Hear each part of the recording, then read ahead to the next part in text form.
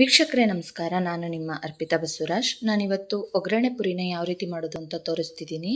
ಮೊದಲಿಗೆ ಒಂದು ಪಾತ್ರೆನ ಬಿಸಿ ಮಾಡೋಕ್ಕಿಟ್ಟು ಅದಕ್ಕೆ ಒಂದು ಎರಡು ಸ್ಪೂನ್ ಎಣ್ಣೆನ ಹಾಕಿದ್ದೀನಿ. ಎಣ್ಣೆ ಕಾದ ಮೇಲೆ 1 table spoon red chilli powder ಮತ್ತು ಒಂದು ಅರ್ಧ ಸ್ಪೂನ್ ಅರಿಶಿಣ ಪುಡಿ ಮತ್ತು ಒಂದು ಅರ್ಧ ಸ್ಪೂನ್ ಉಪ್ಪಿನ ಪುಡಿ ಹಾಕಿ ಎಲ್ಲ ಮಿಕ್ಸ್ ಮಾಡಿಕೊಂಡು ತಕ್ಷಣವೇ ಕಡಲೆಪುರಿ ಮಿಕ್ಸ್ ಮಾಡ್ಕೊಬಿಡ್ಬೇಕು.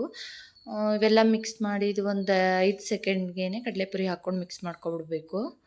ಅದೆಲ್ಲ ಸೀದೋದ್ರೆ ಒಂಥರ ಚೆನ್ನಾಗಿರಲ್ಲ ಕಡಲೆಪುರಿ ಟೇಸ್ಟು. ನೋಡಿ ನಾನು ಮಿಕ್ಸ್ ಮಾಡ್ಕೊಂಡಿದ್ದೀನಿ.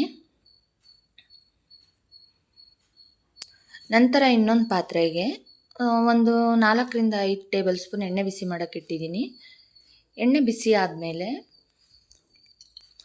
1 ಗೆಡ್ಡೆ ಬೆಳ್ಳುಳ್ಳಿನ ಜಜ್ಜಿಟ್ಕೊಂಡಿದೆ. ಇದನ್ನೆಲ್ಲ ಸಿಪ್ಪೆ ತೆಗ್ದೆಲ್ಲ ಹಾಕೋಕ್ಕೆ ಹೋಗಬಾರ್ದು. ಒಗ್ಗರಣೆ ಪುರಿಗೆ ಸಿಪ್ಪೆ ಸಮೇತನೇ ಜಜ್ಕೋಬೇಕು, ಆವಾಗಲೇ ಪುರಿ ಟೇಸ್ಟು. ಬೆಳ್ಳುಳ್ಳಿನ ಒಂದು ಸ್ವಲ್ಪ ಚೆನ್ನಾಗಿ ಫ್ರೈ ಮಾಡ್ಕೋಬೇಕು. ನೋಡಿ ಕಲರ್ ಚೇಂಜ್ ಆಗ್ತಾ ಇದೆ. ಅದು ಕಲರ್ ಚೇಂಜ್ ಆದಮೇಲೆ ಒಂದು 5ರಿಂದ 6 ಟೇಬಲ್ ಸ್ಪೂನ್ ಕಡಲೆ ಬೀಜನ ಹಾಕ್ಕೊಂಡಿದ್ದೀನಿ. ಅದನ್ನೇ ಎಲ್ಲ ಕ್ರಿಸ್ಪಿ ಆಗೋವರೆಗೆ ಚೆನ್ನಾಗಿ ಹುರ್ಕೋಬೇಕು.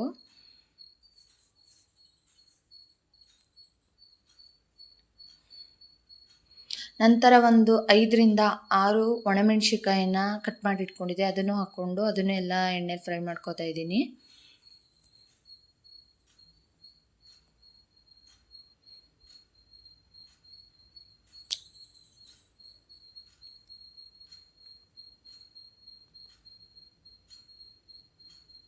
ನಂತರ 1 ಹಿಡಿಯಷ್ಟು ಕರಿಬೇವಿನ ಎಲೆನ ಹಾಕೋತಾ ಇದ್ದೀನಿ. ಅದನ್ನು ಎಲ್ಲ ಕ್ರಿಸ್ಪಿ ಆಗೋವರೆಗೆ ಚೆನ್ನಾಗಿ ಫ್ರೈ ಮಾಡ್ಕೋಬೇಕು. ಒಗ್ಗರಣೆ ಪುರಿಲಿ ಎಲ್ಲ ಕ್ರಿಸ್ಪಿಯಾಗಿ ಸಿಕ್ಕಿದ್ರೇ ಅದು ಒಂಥರ ಟೇಸ್ಟ್ ರುಚಿಯಾಗಿರುತ್ತೆ.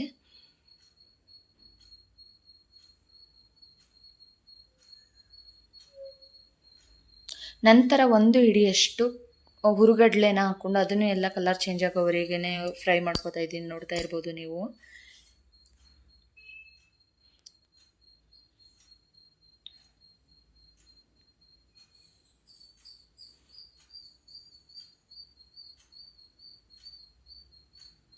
ನೋಡಿ ಎಲ್ಲ ಕ್ರಿಸ್ಪಿ ಆಗಿದೆ ಚೆನ್ನಾಗಿ, ನೋಡ್ತಾ ಇರ್ಬೋದು ನೀವು.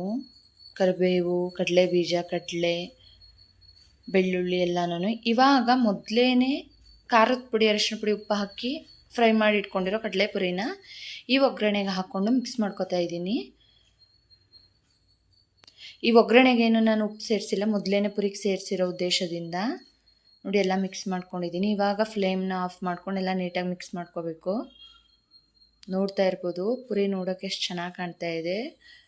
ಸಂಜೆ ಟೀ ಜೊತೆ ಸ್ನ್ಯಾಕ್ಸ್ಗೆ ಈ ರೀತಿ ಇದ್ದರೆ ತುಂಬ ರುಚಿಯಾಗಿರುತ್ತೆ. ನೀವು ಒಂದ್ಸಲ ಮನೇಲಿ ಈ ರೀತಿ ಟ್ರೈ ಮಾಡಿ, ತುಂಬ ಇಷ್ಟಪಟ್ಟು ತಿಂತೀರಾ. ಇನ್ನೂ ಯಾರು ನಮ್ಮ ಚಾನಲ್ಗೆ ಸಬ್ಸ್ಕ್ರೈಬ್ ಆಗಿಲ್ಲ, ಪ್ಲೀಸ್ ಸಬ್ಸ್ಕ್ರೈಬ್ ಆಗಿ. ಈ ವಿಡಿಯೋ ಇಷ್ಟ ಆದಲ್ಲಿ ಲೈಕ್ ಮಾಡಿ ಮತ್ತು ಕಮೆಂಟ್ ಮಾಡಿ. ಮತ್ತೆ ಮತ್ತೊಂದು ವಿಡಿಯೋದಲ್ಲಿ ಸಿಗೋಣ. ಓಕೆ, ಬಾಯ್ ಬಾಯ್.